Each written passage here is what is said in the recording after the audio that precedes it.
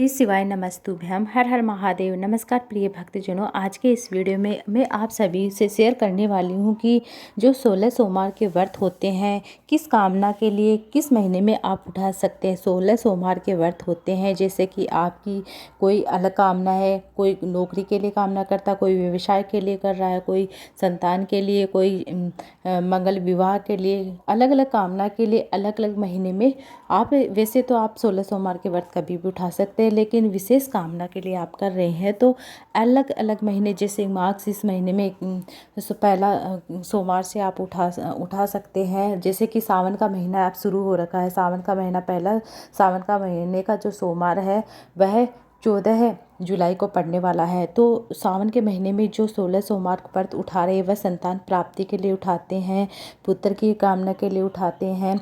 और मार्गशीर्ष महीने में जो व्रत उठाते हैं वह उत्तम वर्ग के लिए, व्यवसाय के लिए, नौकरी के लिए उठाते हैं। इस तरह से मैं आप सभी से शेयर करने वाली हूँ, आप तो ध्यान से सुनिएगा किस मास में। जैसे मार्गशीर्ष महीने का जो पहला सोमवार है वह आप प्रारंभ कर सकते हैं। मार्गशीर्ष महीने का जो पहला सोमवार है उस व्रत से आप उठा सकते हैं। वह उत्तम वर्ग के लिए होता है, व्यवसाय के लिए होता है, नौकरी के लिए होता है, प्रतिष्ठा के लिए होता है। जो सावन का सोमवार जैसे कि 16 सोमवार हम जब सावन से उठाना चाहते हैं तो वह संतान की प्राप्ति के लिए होता है, पुत्र की प्राप्ति के लिए रखा जाता है। जो भी भक्तजन संतान की प्राप्ति के लिए, पुत्र की प्राप्ति की कामना के लिए व्रत करना चाहते हैं, सोमवार उठाना चाहते हैं, 16 सोमवार व्रत उठाना चाहते हैं तो वह सावन के पहले सोमवार से 14 तारीख से उठा सकते हैं। और सावन के सोमवार का जो विधान होता है वह साधारण नहीं होता है। दोपहर के तीसरा जो पहर होता है, प्रदोष काल का जो समय होता है, उस समय शिवलिंग बनाकर, पार्थिव शिवलिंग बनाकर पूजन करें, स्मरण करें भगवान देवादिदेव महादेव का। जो भी आपने प्रसाद तैयार किया है, जैसे चूरमा है, जो भी आपने प्रसाद, पंजीरी, कुछ भी चूरमा, कुछ भी तैयार किया है, उसके 3 हिस्से होते हैं। 16 सोमवार के व्रत में 3 हिस्से होते हैं और पशुपति व्रत में 2 हिस्से होते हैं। जैसे कि 2 हिस्से मंदिर में छोड़े जाते हैं, 3 हिस्से होते हैं, 2 हिस्से मंदिर में छोड़े जाते हैं। और उस प्रसाद को कोई भी मतलब भक्तजन बांट के खा सकते हैं, कोई भी मतलब पा सकता है उस प्रसाद को, ऐसा कुछ नहीं है। 16 सोमवार के व्रत में मतलब 16 सोमवार का जो व्रत होता है, जैसे कि आप 16 सोमवार का व्रत कर रहे हैं, पशुपति व्रत में 16 सोमवार के व्रत में एक ही अंतर है। पशुपति व्रत में 2 हिस्से होते हैं जो मंदिर में छोड़े जाते हैं। एक हिस्सा अपने साथ ले आते हैं स्वयं को खाने के लिए। 16 सोमवार के व्रत में एक हिस्सा भोलेनाथ को, दूसरा हिस्सा उसके भक्तजनों को, शिव भक्तजनों को रखा जाता है, तीसरा हिस्सा आपके लिए रहता है। यदि पूरा ना पा सको तो आप अपने प्रसाद में किसी को दे सकते हो, लेकिन पशुपति व्रत में आप जो तीसरा हिस्सा होता है उसमें आप किसी को नहीं दे सकते। और एक और बात बता दूं कि जैसे कि बड़ा ही सुंदर प्रसंग गुरुजी ने बताया है कि 16 सोमवार के प्रसाद को कई माताएं बहनें 16 सोमवार के प्रसाद का मतलब 16 सोमवार का उद्यापन करते हैं। उस समय आपको 16 सोमवार के प्रसाद का दर्शन मिल जाता है तो वह भी अति उत्तम होता है। 16 जोड़े आमंत्रित किए जाते हैं, 16 जोड़ों को भोजन कराया जाता है 16 जो सोमवार के व्रत होते हैं उसमें।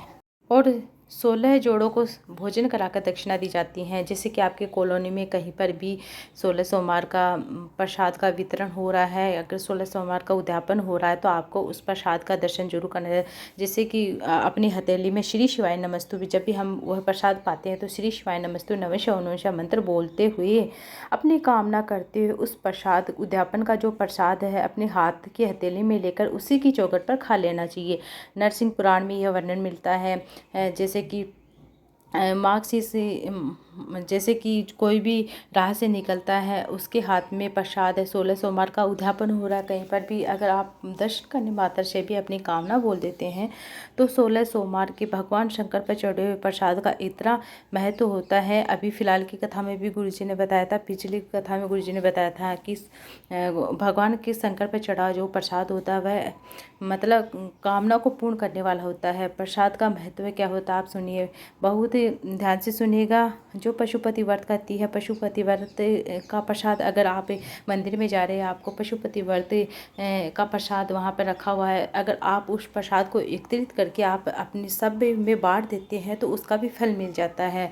इतना फल मिलता है, उसका भी बहुत फल मिलता है। माताएं बहनें बहुत सारी होती हैं, मंदिर में जाती हैं, तो गुरुजी कहते हैं कि जो भी मंदिर में चढ़ाओ फल है, जो भी मतलब प्रसाद है, उस प्रसाद को हम आपस में मिलजुल कर सबको हिस्सा बांटते हैं, सबको थोड़ा थोड़ा प्रसाद देते हैं। जो बांट रहा है उसको भी उसका फल मिलता है, उसका पुण्य फल उसके खाते में जाता है।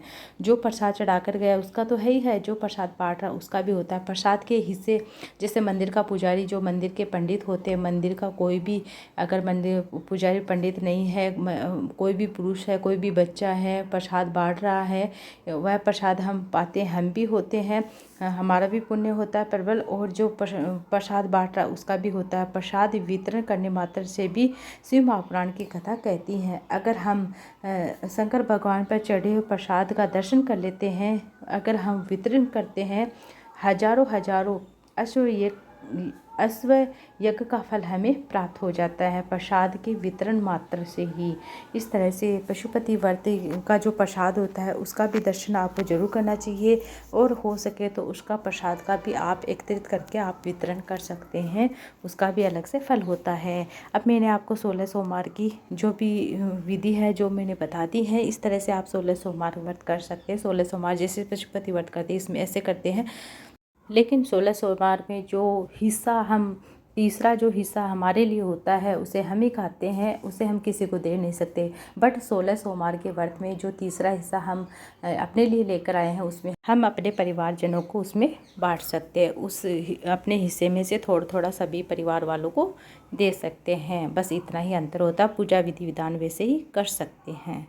नॉर्मल अभिषेक पूजन होता है 16 सोमवार में, जैसे कि पशुपति व्रत में 6 दिए लगाए जाते हैं, और 16 सोमवार में 6 दिए की कोई विधान नहीं है।